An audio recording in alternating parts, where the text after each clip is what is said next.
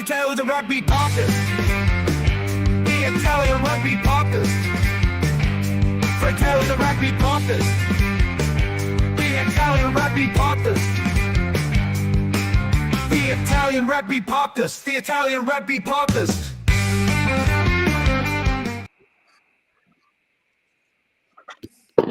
Benvenuti, welcome everyone in this new episode of Fratelli di Rugby Podcast.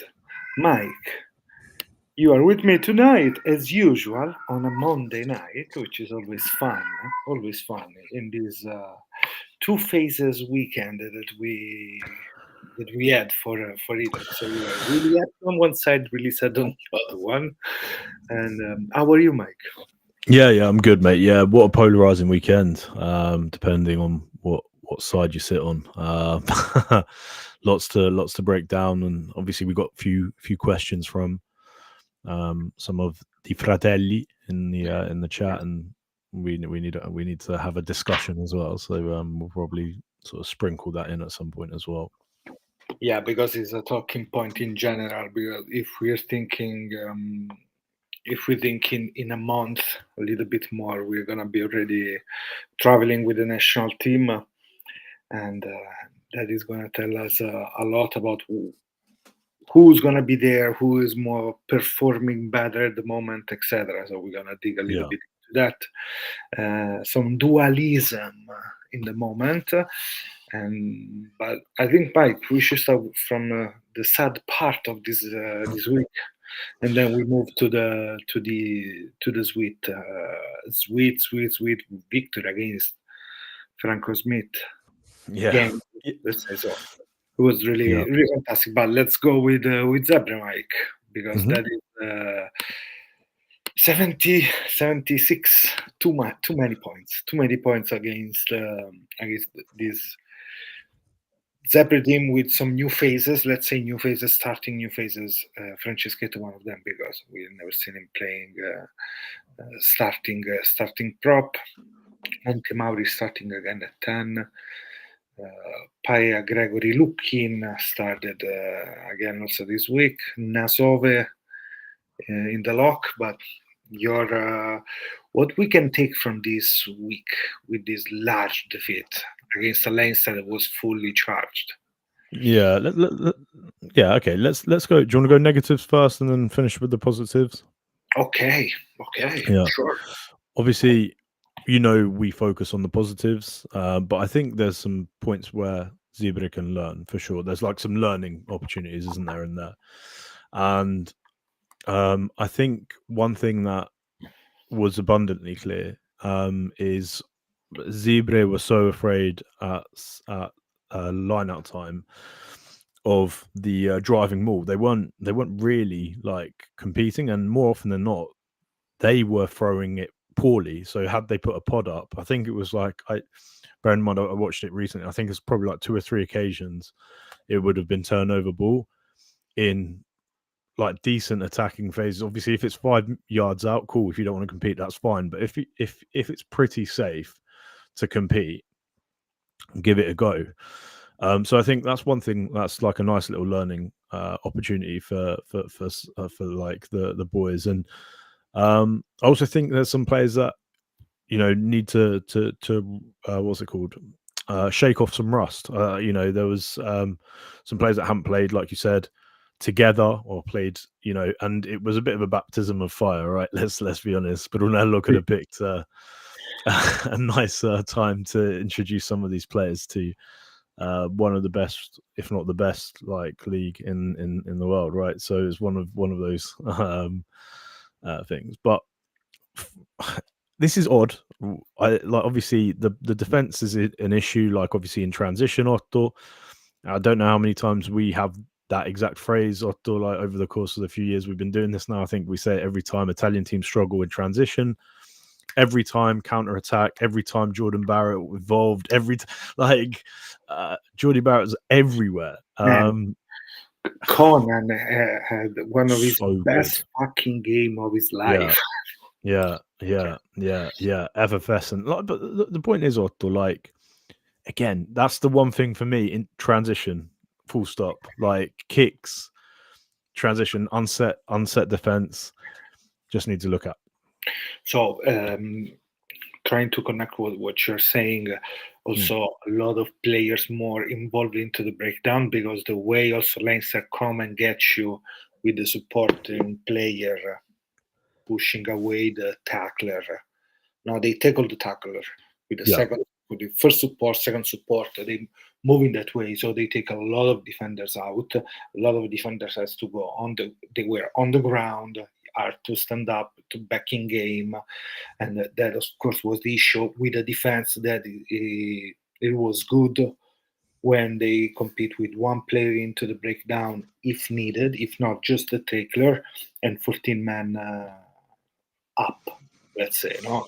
Sometimes even the that last player is already standing up, and they create around this defense a really good point. On the other side, on the attacking point, Mike, what I want to add is scoring the opportunity, because you had more than one opportunity to score, and there were some silly mistakes made.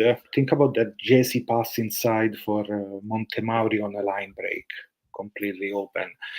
Maybe it was hard to score there, but that pass you need to gain another 20 meters forward. Yeah. And also, there's another occasion where I don't know if I think it was Trulla line break, Montemauri support, and there was it Ruggeri on the outside? He was playing 7, wasn't he? Yeah, it was on that side. Yeah. And had Montemauri not touched it because he overstretched to get it, Ruggeri, that was perfect for him, and it was just clean. That was near the end of the game, the second half. But regardless, right? And actually, Andy has written the perfect reason at the top there. This is a team that beat Harlequin 62-0. No, before Northampton, they score. They left to 0. They nilled twice the other team, and of course they come to prove a point. Like, we are still the strongest team in this league, and the sacrificial goat was actually at Zebre. Yeah, why do we always play like these teams off the back of a defeat? You said that last week that it was fun 2 years after, but yes. Yeah. What was the player that stand the most in this Trulla.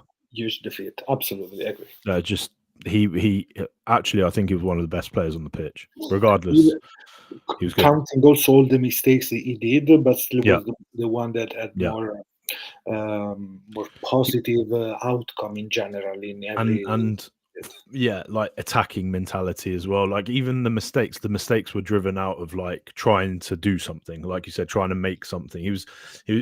We talk about those magic players, those magic moments. Otto, he was trying to be that player, and actually, like the kicks, even the short like line out to himself. I know it ended up net negative, right? Because it was the right decision. It was just unfortunate that he brought it back into the 22, right? And then Montemauri kicked it out. Like, little things like that, small mistakes that obviously make big impact. But he was brilliant, man. He was just so good. He was Mars.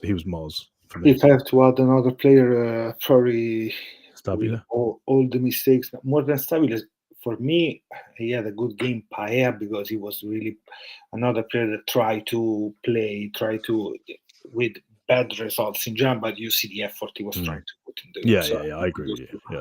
Mike, I have a question for you about Jesse. Mm-hmm. He pushed away really badly for for Conant. No, Conant. Who scored the first try of the game? Sheehan on the corner. That was Gregory. You mean Gregory's tackle? Before sorry, that was the second try, wasn't it? Yeah, sorry. Yes, yeah. The handoff. I understand what you're saying. Yeah. That was an issue, and he was really attacked in his area. On the other side, in attack, he's doing every time this kind of move coming inside, but carrying the ball with one hand every time. Is he having some issues in the outcome of the way they can develop more passing? Because For me, yes. Sometimes I would like to see him working two hands close to the defense, putting somebody in a space, try to find something different. Because if not, it's monothematic and Yeah. good results. But then you see what happened with one hand. You can be ripped off so easily sometimes with the Yeah, best. no, you're spot on, Otto. Like, even as a winger, like you still have to like hold the ball in two hands, because then you keep the defense guessing, right? You know that there's potential for an inside ball. They're going to have to maybe plant if it's a 2-on-1. Like, if it's a 2-on-1 and you're running at them with one hand with the ball tucked in under one arm, then they're going to know where the ball's going to go, and then you're just backing athleticism. And he's Exactly. fast enough. Yeah, you're right. He's fast enough to get some positive like change out of that. But realistically, Darcy Graham, perfect example. Darcy Graham always will be running with two. Like, you watch it. I don't think I've ever seen him tuck the ball in one hand. Like, unless he's on a breakaway or something. But anyway, Jersey for me played really well. However, really poorly in some like decision making in certain situations as well. Defensively, like you said, let's take that out, because it's not his fault that the team lost like 72 points. But I like the fact that he was making line breaks. I just hated the fact of what he was doing with them. We on occasion where they got around the edge and he got a yard of space, he was making yards. Back yourself, either go one way or the other. Like just do something, right? And it seemed like he's a little low confidence, mate. And I just saw it in his game. He just doesn't look confident at the moment, for whatever reason. Confident, interesting. Yeah. Let's see, because now the point is next game is going to be a key game for Zebre to end up this season as best as possible. Just think about how look at that game back 2 months ago. We should have won, so we should have been better. But to prove that, probably try to win home in the last game of the season is going to be key for this team to keep doing that kind of upgrade. Following what is the sixth win, something like that. Yeah. Need more than. And who's gonna rest from this team? Who needs a rest? Yes. I think Garcia's played a lot of rugby. He's playing well, but obviously I think it's going to be a forced rest, right? He's just going to be called up soon. But he's going to need rest. He's going to need a long rest, whether he extends or not. We'll find out. Yeah, I would say Trula, but Trula looks great. He looks fresh. He looks good at the moment. Probably, if I had to point anywhere, I'd probably say the forwards look a little bit tuckered.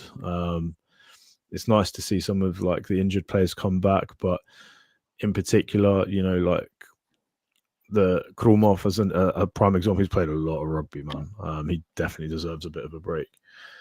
And then it's gonna be Ruffolo in the team next week. What do you think? No, because there is all the situation with Valoregby, so never mind.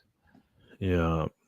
Oh no, it's Colorno. What I'm saying, no Valoregby is Colorno. So Bertaccini, no, because he's gonna be busy in case needed. Yeah. I also want to say Zamboni next week and Canali. That's it. Perfect. Get him in. Done.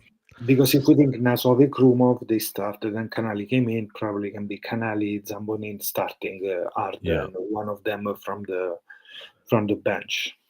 Yeah, if Zambonin is fit for 1 hour, let's say. Yeah, I'm with you on that. I think that'd be brilliant to see as well. Like, and we know what you get with Zambo, don't we? We know what kind of player he is. We know what he brings. So, yeah, I'm all for that. Then Fischetti on one side, probably Pitinari would start if it's fit. He was a little bit not injured, but was hurt. Off color. Yes. Yeah. But, okay, next week is going to be interesting. Let's see this week when the the team sheet will come out, so we can talk a little bit more on our post on X. And then we're gonna do a big review about this season. I was looking already at some stats from the last season on Opta, so we can see also a little bit of difference on this. And then, of course, the official URC stats they will come out next week from for the media. So we're gonna see about that. But Otto, quick question. Yes, I was talking about confidence, right? And we're talking about Jersey, and this is probably before we transition, or maybe I've got a good time. You wanted to transition to Benetton, but look at the difference between Jersey playing, and look at the difference between Marin, like in terms of almost like Marin's got like, fuck you, I'm gonna do what I want, like mentality, like just like see, it's full also on. the way he's involved looks different in that, which is also how Trulla approach the games. Exactly, and that's exactly the point that we were making. Like that mentality is so important, and if you could give Jesse a little bit of like Trulla's like confidence or Marin's confidence, he'll be a hell of a player. And that's the only point I want to make, because he is a fantastic player. We know what he could do. We know what he could be. Just needs to get there. Needs to get there. Hopefully, will be there soon, because he's gonna. Next season will be really key for him. After 2 seasons, he pushed. Yeah. Almost there, not yet. So he knows how to work and what he deserves. I think also Dolcetto will help him a lot. With of course Brunello, but more Dolcetto, because I think about the backs, how the backs play, how the backs coaching, organize everything. But good to know. Marina, but also who's another player that this week for Benetton, Mike, was like, I don't care, let's do it. I mean, it's the usual suspects, isn't it? But Umaga was just yeah, he was good. His kicking, for example, right? We've always said Umaga's a confidence player. He did not give a fuck. He was not leaving him short, was he? Like, and again, we saw where it hurt us in the past, like where it's hurt like Benetton, and we saw where it wins like the game. So like small margins. What Umaga is one of your takeaway from this game. What else, Mike? This game show us about Benetton? Yeah, Paolo Favretto was brilliant. To be honest with you, I think the back rows, full stop, were great. For me, it's hard to pinpoint one player in here. I think it was a real team performance. Paolo Dogu, again. Paolo is, he's just brilliant, and he just looks more and more like a test rugby player. So we know he is, and I know that's a really weird statement to make, because he is and he has been. But what I'm saying is, he has improved at Benetton. I genuinely believe it. I think he has improved. He looks well rested. They're clearly doing something well. Like when he was rehabbing, he looks in good nick. He looks confident. And then Mendy's as well. He's just grown and grown and grown in this game. So both of them are just Otto. You can pick anyone. Just throw darts into the changing room. Mendy absolutely is much more confident in the way he's playing. He's been tested in attack and defense, but I always find a way to be the player that can create some damages to the defense. The step up of many of these players. You said Umaga, and it is the other one that actually those two players, Mike, Umaga and Mendy, are the one that in the last weeks and Favretto are the three players that are finding their spot. They are comfortable in what they're doing, and they feel good. Probably, it helps more. Odogu is another player that probably now finally knows, like in this first season for Treviso, I'm here. I will be here. It's not something what is going to happen next year. What is going to happen what's happening during this season? If you think how things went for him in the last 2 years, a lot of like when you call about stability and instability, that is one of those cases, like what is going to happen next for him. So probably that helps a lot in creating this good streak of games, because they are on a good streak. Even if we think about the smash they got by Stormers, but in general, all the steps are good. And hey, talking about final, this is a final, Mike, next week. It Because is, yeah. who win will move Yeah. on. And that is actually how they were expecting to have the season, Benetton. Let's reach that point where we're gonna show ourselves, and those last 80 minutes will be pure fire. They can give us a lot about ambitions that Benetton, McRae, the team want to put into this. Hopefully, not last 80 minutes of the season. Yeah. No, I listen. I agree. I think it's one of those where we're starting to see what Benetton could be again. Like the components have always been there. Like it's always been when they've won, it's always felt like a scrappy victory. But like this win was statement. Like Glasgow weren't. Let's be honest. Like Glasgow weren't really in a position to win that game at any point. Like Hugh Jones came in doing Hugh Jones stuff, being the world class centre that he is. But they were aggressive defense, forced a lot of like knock-ons. Glasgow weren't great. Like let's be honest here, right? Glasgow weren't great, but Benetton didn't make them look good at all. Like Benetton made them look like a really bad team, which means that Benetton actually made a statement win, in my opinion, anyway. Last victory was in 2022 for Benetton against Glasgow. So it says a lot. There was before this game a gap of 100 points scored from 2022 to last match. So that tells us a lot about how we're gonna see the team. They had to rest some players. They rest some of them, but still they try to attack in the same way. And talking about Glasgow, what Sebastian Cancelliere, the winger, is moving back to Hindu at the end of the season. Why? He's gonna play. He's 31 years old, Sebastian Cancelliere.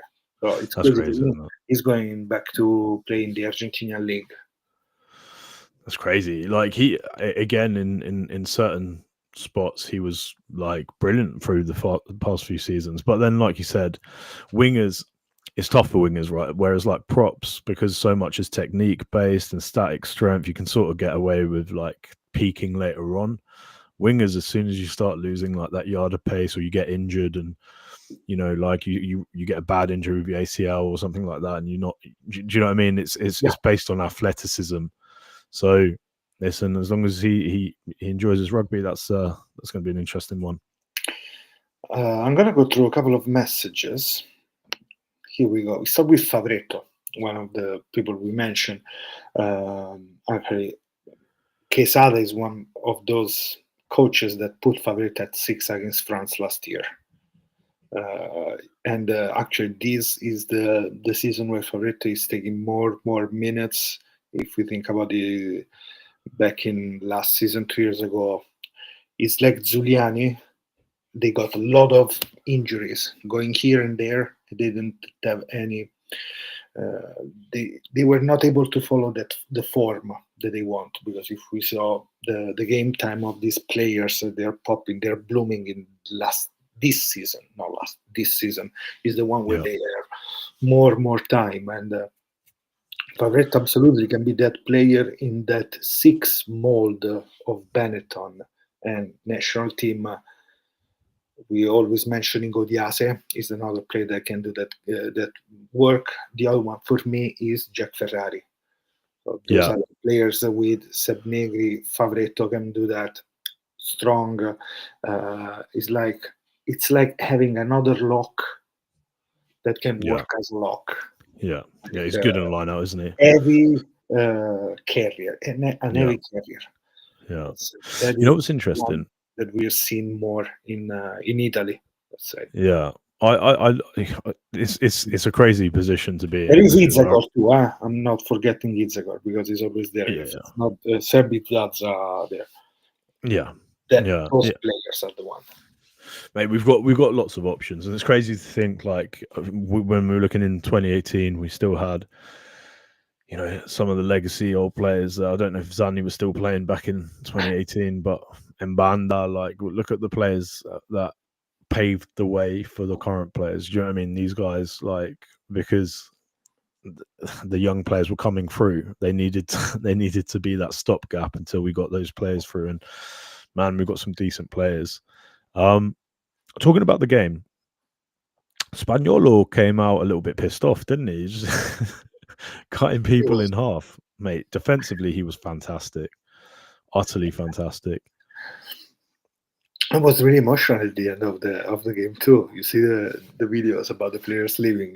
So really everything from Quasimodo this season, which is just new fantastic. mustache as well. Yes, looks good with those mustache. Yeah, Quasimodo mustache. Con I baffi. Yeah. No, but hey, probably the one that is suffering the most now, like doesn't seem super like ready and everything, is Zilocchi. Looks a little bit more tired. And then let's see Really? Nemer too. He's gonna. And I want another cameo of Nemer before the end of the season. Oh, for sure. How it's going, how it is, because probably he's gonna be one of those players that go. They will try to convince Quesada in an early meet up, raduno, how you call it in English? Yeah. Like before leaving, before taking South Africa, no? They're gonna meet in Rome, of course, and then it'll be interesting to see how they're gonna move. On the other side, Casilio is the player that we've seen today, and then next season we'll play for Valo Rugby. We didn't see him playing, so what else we can say about this guy leaving? Yeah. I would like to spend a couple of words on the work ethic of Toa Alafi after this period in Italy, because it's him and Brex. They moved through a lot that Benetton represent in the last years. They were there, and that it's probably really important, I think, also in the way we shape this new Italy, having Toa in the middle and then leaving, but also you always give everything in the field. Good man, big heart, he's a good guy as well. And, I think good for him. Super humble as well. Like we obviously we've had the opportunity to speak to him, right? So if you guys haven't heard that, it was during around sort of the World Cup. He had some prized words for Jack Darret, talking about him as well, because we were sort of doing some speculative conversations. We weren't sure who was going to be playing at 10. Man, like he's a lovely bloke, and he, you know, always had time for us, which is cool.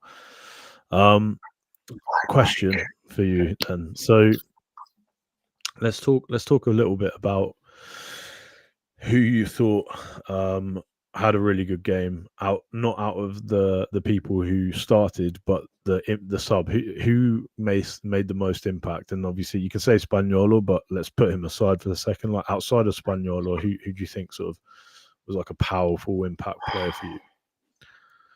Someone that we want to see on the bench if we're going with that. Like, man, Spaniolo is the one that actually so good, like show the most in this game. I mean, Creevy? No, absolutely no, Mike. Creevy, come on. Those lineouts, man, make me sad. Absolutely not. Absolutely not, man. No, I cannot think about that. Back rows are good. I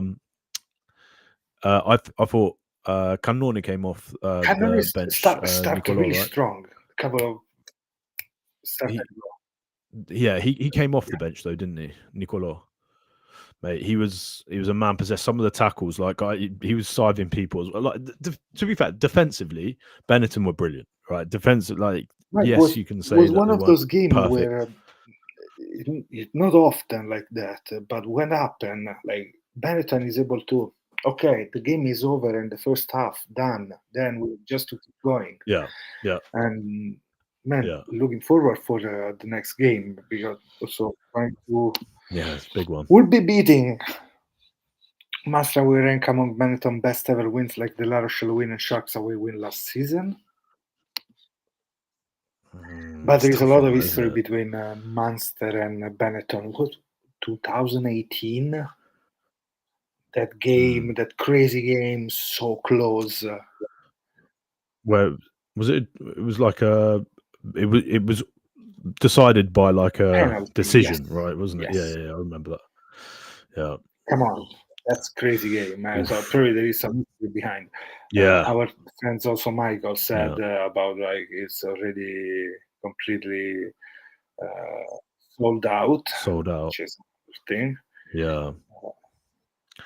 That's not going to be a nice place to play for the boys. That's going to be so hostile. It's going to be like Gloucester in the semi-final when I went to watch them at Kingsholm. It was just oppressive.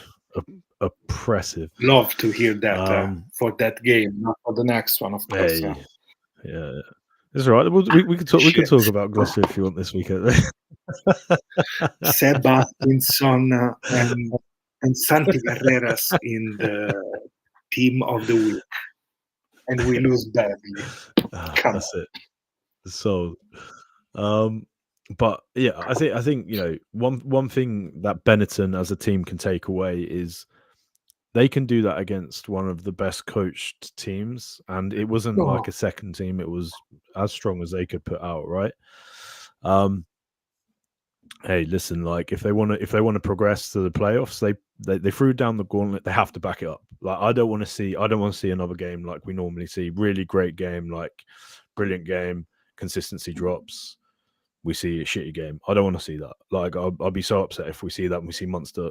Like so next week, let's just see the consistency, and maybe that's McRae. Maybe that's McRae coming in and maybe he's taking the reins, and we've definitely seen an uptick since the decision was announced of Bortolami. We've seen Benetton slowly play better at the back end of the season.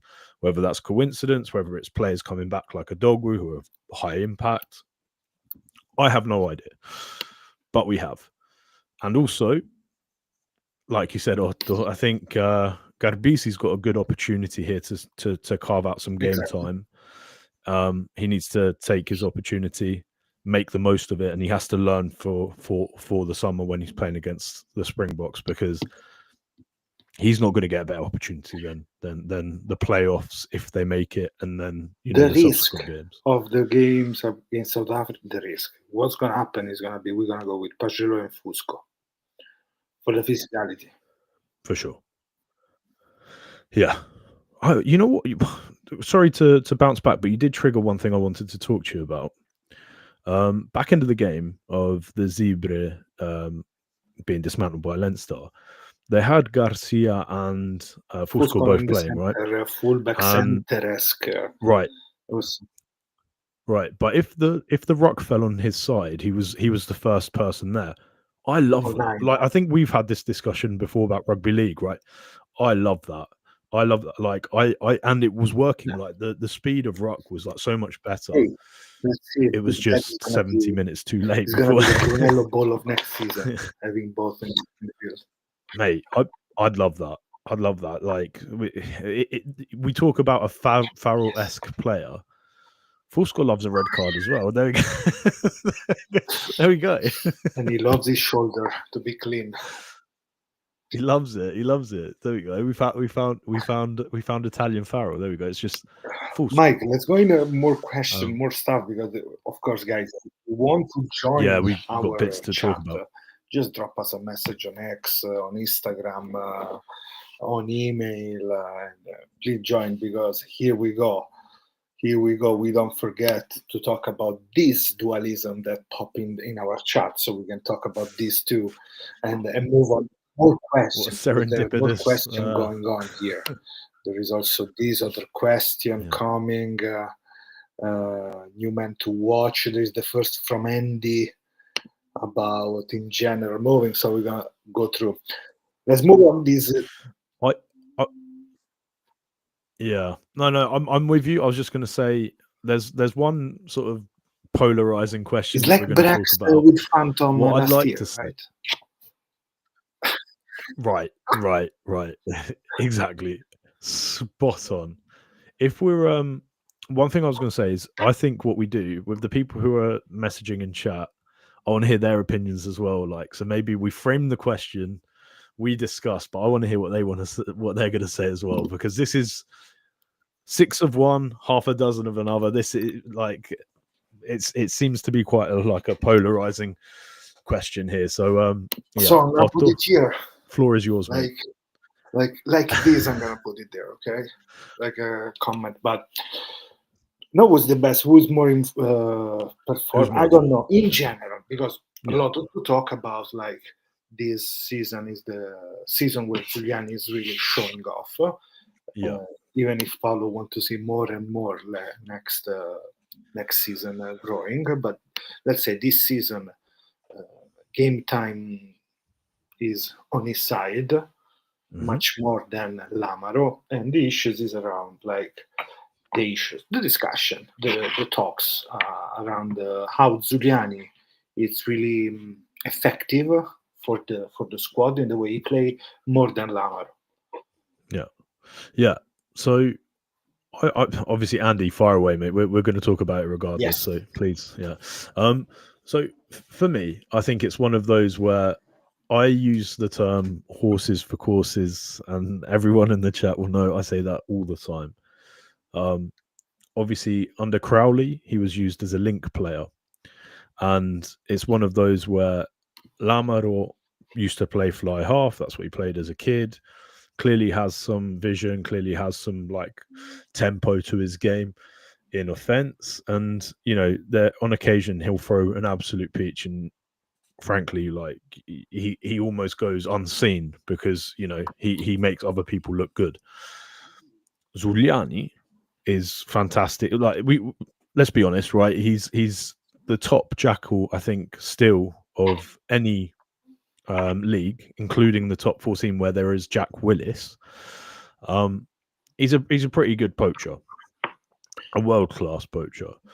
But then, like I said, and this is my guys. By the way, I'm not sitting on the fence. I will give my thing, but I just want to give the thought process.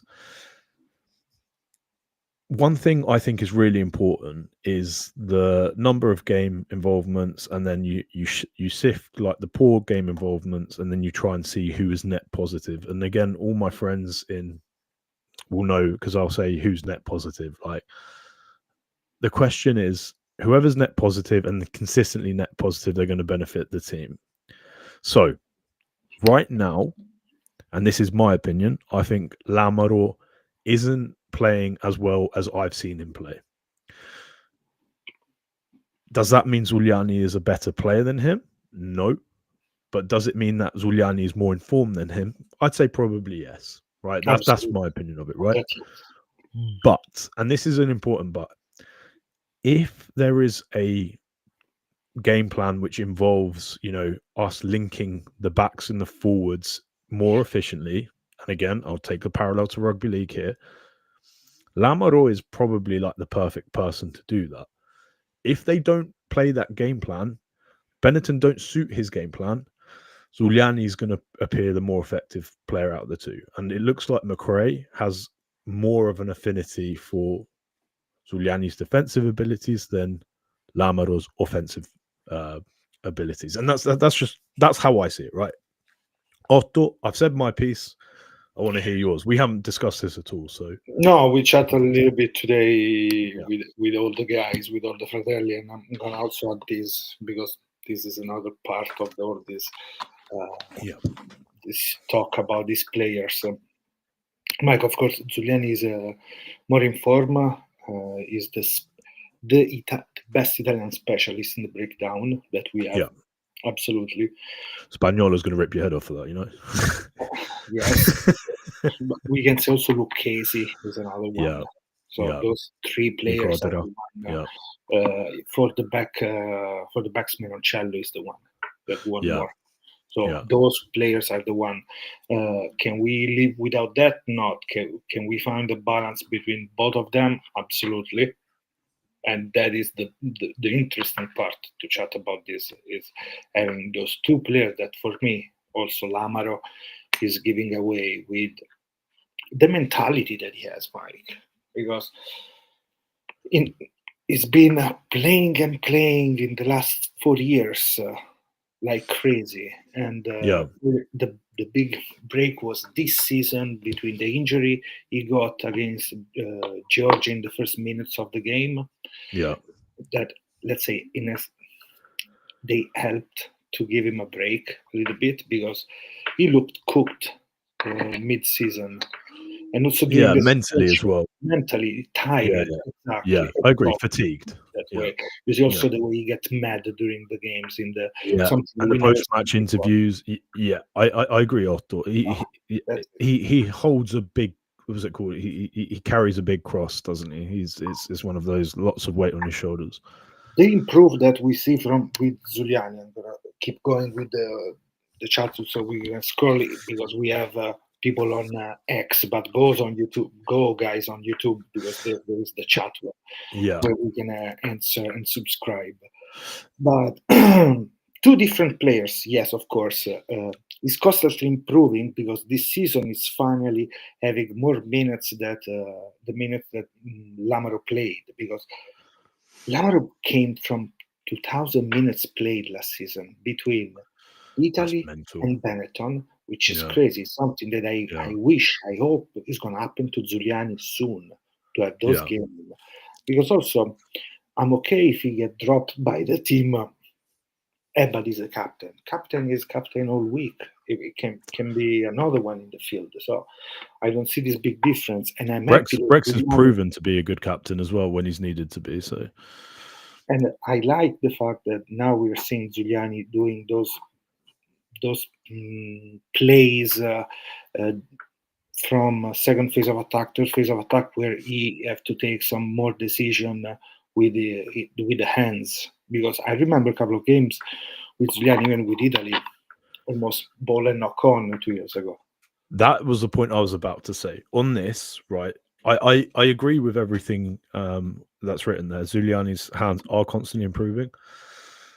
However, and this is the point, right, it's all good doing that, but if you knock the ball on, you give away possession, you give away territory. And again, I'm going to play advocate here, right? For Lamaro. Lamaro might not be able to poach the ball, but he makes his tackles, and that's what he's pretty good. Maybe some of them are passive, but it's better to make 5 passive tackles and complete the tackles, or it's better to make 15 passive tackles and complete your tackles, in my opinion, than knock the ball on twice, as an example, because you're giving away an opportunity for a set piece. So there's, again, small things, but when I was talking about net positive, net negative, positive would be completed tackle. Cool, that's one positive. Then you can probably add a net positive on that if it's a dominant completed tackle. And then you can start building them up that way. Lamaro, at least in the past, we've seen him do lots of dominant tackles. And then again, if you look at Zuliani, you can say, stats will say 15 out of 15 or whatever it is. No, still top 10 this season on tackle during the Six Nations. I don't know how and why. How? Who, sorry? Zuliani? Lamaro. Yeah, I mean, I believe that, right? Obviously. But the point is, for me, it's better to have someone who is willing to do that. Zuliani is good at poaching because he's constantly in a position to poach, because he's not in a tackling position. So if someone misses their tackle, he's not in a position to cover that tackle, which leaves space. So there's also that, little things like that, little conversations that we need to have, right? Mike, about sorry, this. Yeah. You think we are being harsh on Zuliani more than on Lamaro? No, that's hey, listen. I think Zuliani is world class. I think I've said that. I'm just trying to play balanced here. I've Like, given my opinion. I think Lamaro is a good player, and I think Zuliani is better than him what at the moment. stopped Giuliani to be already in the position that he is now? I think more than having Lamaro playing, were those short injury that he had during the season. Do you remember how many games like I'm coming, I'm destroying the game, I'm getting balls, and then Ankle. cramps, and Yeah. maybe the week after you were out for this niggle. So that for me stopped it more. Yeah. Oh, Yeah. 2 years of Exactly. difference. Like looks like the Lamaro that 2 years ago was really stronger is the point where Giuliani is coming now with those 2 years more, with those 700 minutes, something like that. Uh, Probably that is the thing. And then there is also the stress point because on the one side you have Lamaro captaincy media answering sometimes the bullshit that we hear or we say, and the other one you have a Giuliani that in a certain way is more protected. He has to focus on what they have to do, and maybe and is that guy that is having like also when he came from the bench was a specific spot. Now this season is the point where he is really consistent for the 75 minutes is in the field, 60 minutes, 80 minutes starting, and this is fantastic, Christopher. Because I don't know if it looks like, but we are really excited about Giuliani too. That's the point. Yeah, for sure. Yeah, and just Also, to yeah, add on the to that same. point. It's the same. Yeah. We are really excited about that. Yeah. Just to add to that point, Chris, I think for us it's obvious. Like what we're trying to say, or at least what I'm trying to say. Maybe I didn't explain myself well enough. Is every player has a USP. If a game can be built around that USP, like Crowley did with Lamar, or was trying to be the example that I gave, or McRae is doing with counter-attacking rugby, potentially with Zuliani poaching the ball. If they get quick ball and actually manage to play the ball that they're attacking in transition, then so be it. But what I'm saying is, and this is probably where, because you weren't in the chat, you didn't see this. It's very fiery when people are talking about Lamaro or Zuliani because it immediately becomes who is a better player. That's not the question we're asking. It's who is better suited for Benetton right now. That's the question we're asking, and it's probably Zuliani. But is it if things were to change, will it always be Zuliani? That's no. That's the answer. Like it's not a definitive answer. We don't know that. So Mike, that's and the if it's point I'm gonna trying to. happen, the Lamar is gonna start being the bench player, and Giuliani is playing because he's playing better. I'm okay with that, 100%. Yeah. To be fair, it's a good battle to have, and it's a good discussion to be having. Like our captain for our national team is under pressure, and there's one or two ways that this works out. Either he reacts in a positive manner, and we see next level Lamaro, right? We see a bit of fire. We see him take this pressure in and turn something good, right? And this is the point I'm making. Like I think people give up on players so quickly, but if that were to happen, then we might see Lamaro in a better position in the not too distant future. And then again, we're having this same discussion. Like Zuliani's been holding the starting for a little while.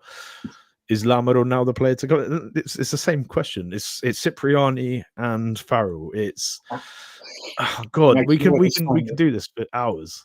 No, the funniest part is that this season Stabile is entering the chat too.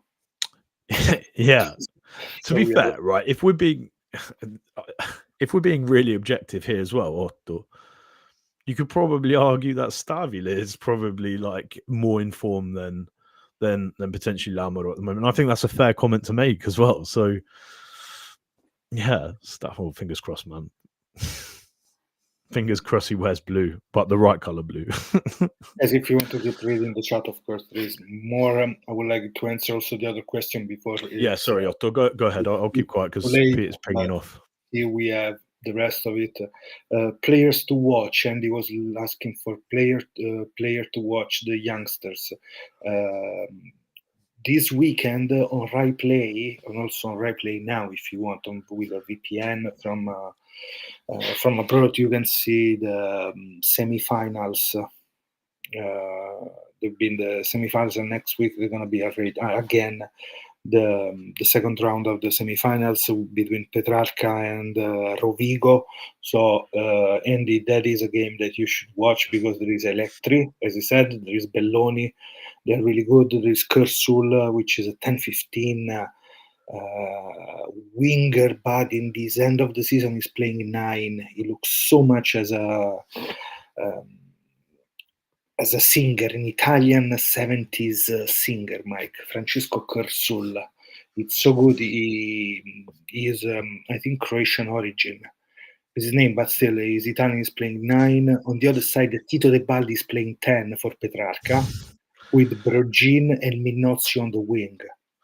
So there's a lot to say. And then, if you want to see the Viadana Aires, the good Argentinians, you go and watch Viadana, where there are a couple of really good players. One of them, of course, is Roger Farias, one of the battle of the MVP of the season. Roger Farias, Minozzi, I don't know why they give it to Minozzi for how much he played this season, and Belloni. So really good player. So watch those games, and there are some players coming from some players. Let's say they're with Espoir, they're playing under 18, and they are showing something, but we are not there.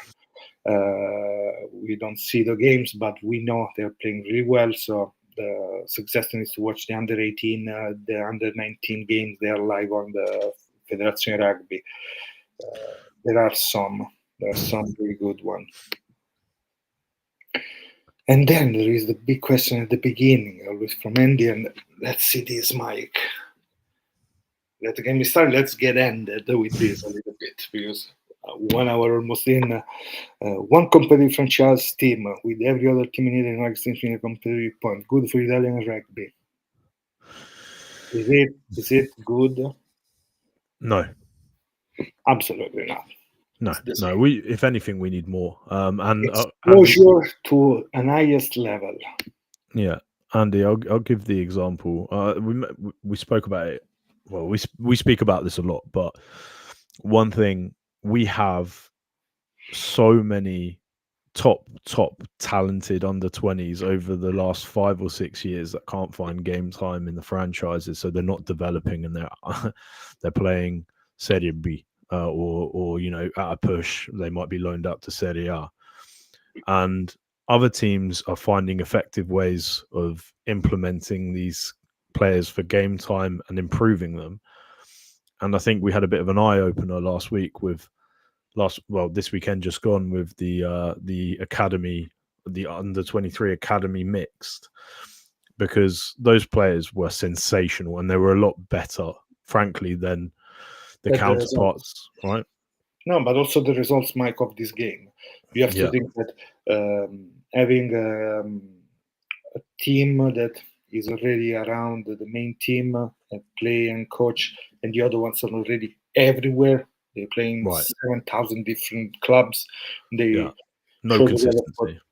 Doesn't work. But the idea is fantastic, because we need that exposure to those games. We always think about how good was that Italia Emergente against Leicester Tigers, because those are the situations where you can. My point is, right, it's quite easy for us to make a team out, like a franchise out of that team.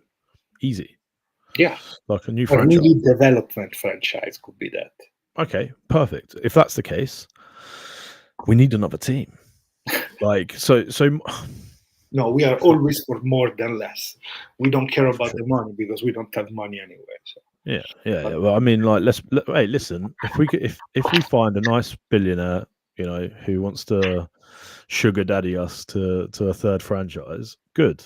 Let them do it. If we want to improve, I genuinely think three franchises is a perfect number for us. Also think 3 franchises is a perfect number for Wales. So, in my opinion, it makes a lot of sense, right? Give us a spot. Yeah, for sure. Well, let's see what's gonna happen. But this week there's gonna be this game between Petrarca Rovigo, Valo Rugby. So if you wanna watch Bertaccini playing and some other good Bruno, Andy, watch it because he's gonna play for sure against Viadana in a tight game. It will be in Viadana that game. But then, Mike, we're all in for this Benetton Treviso Monster Benetton Treviso. Let's color of green, south of Ireland. Yeah. We wish, and we hope because the team can do it. It's gonna be really open game, like another open game for me, more than how much I was not expecting. So a victory so contundent from. Contundent, is it a word? Strong, really clever, smashing victory that we saw against the Warriors. It's not going to be the same. Convincing, wasn't it? Convincing, contundente, convincent, the Italian. Hey, listen, you speak more languages than most people know, so you're fine, mate. We should do a podcast in Hermanos de Rugby. We should do it in Spanish. Yeah. Get if we do, we get Brex on, and he needs to make me like, I don't know, some sort of barbecue afterwards. We're fun. So I agree. It was so impressive. It was statement. So we'll see.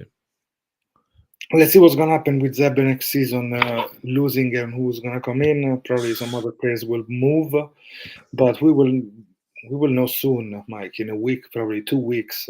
Needs to happen now. Otto. Are expiring. And Mike, next week we're going to talk more about Wilkins, the new attacking coach of Connacht. I have some analysis and stats for you about that. So we're going to talk about his new attacking coach for Benetton. Yeah. You happy with that appointment? Yes.